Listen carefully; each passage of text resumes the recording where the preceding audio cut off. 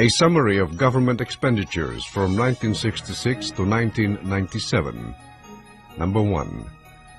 President Ferdinand Edralin Marcos, 1965 to 1986, 20 years, 486,273 million. Number 2.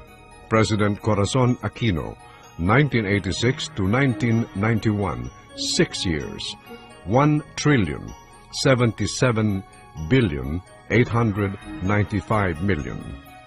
Number 3. President Fidel Ramos, 1992 to 1997, 6 years, 2,237,907 million.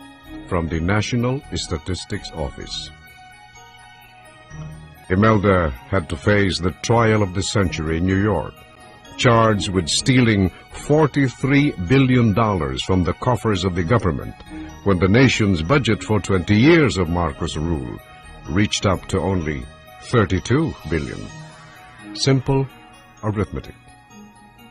With his meager Ilocano budget, as it were, President Marcos embarked on a massive buildup of roads, bridges, and other infrastructure projects meant for the betterment of the country's economic structure. Sad to say, the succeeding presidents had little to show, despite their huge benefits.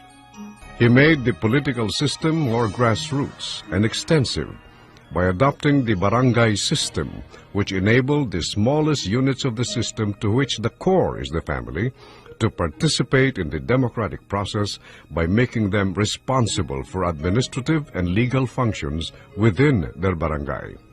The barangay leaders and officers were made elective in their respective communities. It was through the barangay where his concept of a participatory democracy found its tangible roots.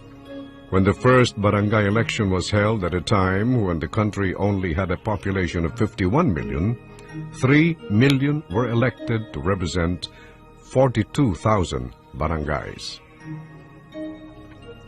Serving as a co-pillar to the democratic vision of President Marcos was the creation of the Ministry of Human Settlements and entrusted to his wife, the First Lady, Imelda Marcos. As Governor of Metro Manila and Minister of Human Settlements, Mrs. Marcos conceptualized and implemented her program of delivering 11 basic needs to Metro Manila residents. 1. Water. 2. Electricity. 3. Food through agriculture. 4. Clothing through cottage industries. 5. Livelihood or the economic base. 6. Medical services. 7. Education, culture, and technology. 8.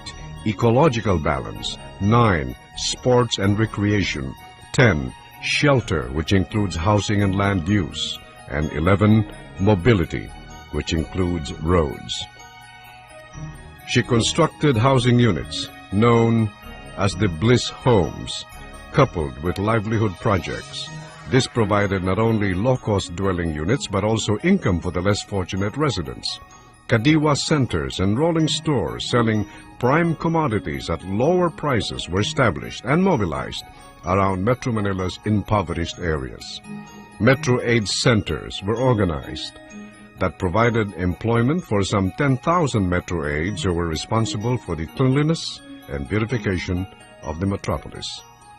Hospitals and institutions with specialization in various fields, such as the Heart Center, Kidney Center, Lung Center, the Children's Hospital, among others, were established.